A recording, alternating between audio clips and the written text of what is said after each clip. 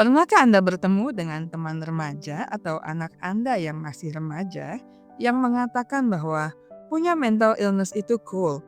Pernahkah Anda bertanya mengapa hal itu terjadi? Salah satu faktor utama yang berkontribusi terhadap pandangan ini adalah pengaruh media sosial. Platform seperti Instagram, TikTok, dan Twitter seringkali menampilkan gangguan mental dengan cara yang glamor atau romantis. Dalam banyak kasus, individu yang mengalami gangguan mental digambarkan sebagai karakter yang menarik dengan kehidupan yang penuh drama dan kedalaman emosional. Hal ini membuat gangguan mental tampak lebih menarik daripada menakutkan. Di kalangan remaja yang sedang mencari identitas diri, mereka mungkin merasa bahwa mengidentifikasi diri dengan gangguan mental memberikan mereka rasa keunikan atau kedalaman emosional. Mereka berusaha menemukan tempat mereka di dunia dan terkadang mengadopsi label gangguan mental menjadi cara untuk mengekspresikan diri dan mendapatkan perhatian. Penyebab kedua dari fenomena ini adalah kurangnya pemahaman yang mendalam tentang kesehatan mental. Meskipun stigma terhadap kesehatan mental masih ada, banyak remaja yang lebih terbuka untuk membicarakan masalah ini. Namun seringkali diskusi tersebut dilakukan tanpa pemahaman yang mendalam tentang konsekuensi dan tantangan yang sebenarnya. Banyak informasi yang beredar di internet tidak akurat atau menyesatkan, yang dapat menyebabkan pemahaman yang keliru tentang gangguan mental. Misalnya beberapa remaja mungkin menganggap bahwa gangguan mental adalah sesuatu yang bisa diperoleh atau dijadikan gaya hidup, tanpa menyadari bahwa ini adalah kondisi serius yang memerlukan perhatian dan perawatan. Penyebab ketiga adalah kebutuhan untuk diterima. Para remaja mungkin merasa bahwa mengidentifikasi diri dengan gangguan mental dapat membantu mereka terhubung dengan orang lain yang memiliki pengalaman serupa. Dalam dunia yang semakin terhubung, mereka mencari cara untuk merasa diterima dan dipahami.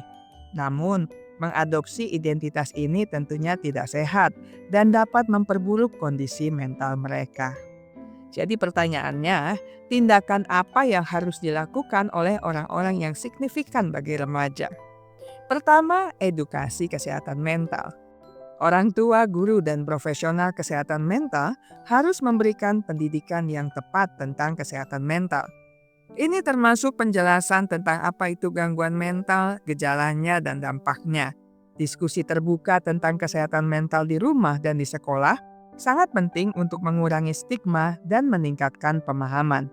Dengan pengetahuan yang tepat, remaja dapat lebih memahami kesehatan mental dan tidak terjebak dalam pandangan yang keliru. Kedua, ajarkan remaja teknik manajemen stres yang sehat, seperti meditasi, olahraga, atau hobi kreatif sebagai alternatif untuk mengatasi masalah emosional. Keterampilan coping yang sehat dapat membantu mereka menghadapi tantangan hidup dengan cara yang lebih positif. Selain itu, dukungan emosional yang konsisten dari orang tua. 321. Selain itu, dukungan emosional yang konsisten dari orang dewasa dapat membantu remaja mengembangkan ketahanan mental mereka. Ketiga, menjadi teladan.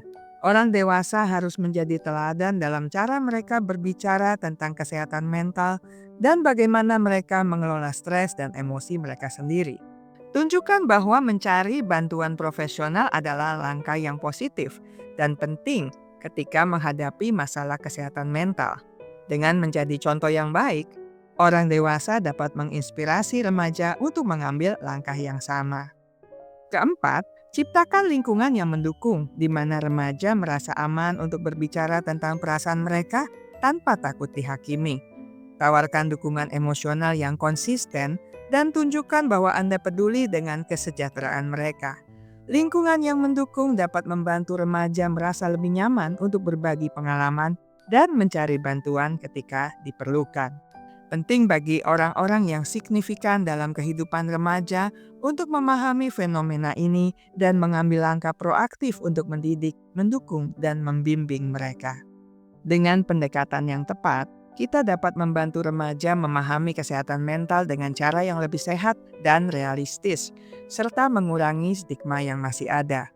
Melalui edukasi, dukungan, dan penciptaan lingkungan yang positif, kita dapat membantu generasi muda menghadapi tantangan kesehatan mental dengan lebih baik. Saya selesai sampai di sini. Kita akan berjumpa lagi di minggu mendatang dengan video menarik lainnya. Terima kasih untuk kesetiaan Anda bersama channel Bahas Psikologi. Ingat baik-baik, kesehatan mental Anda sangat berharga. Jagalah, pertahankanlah dengan sekuat tenaga.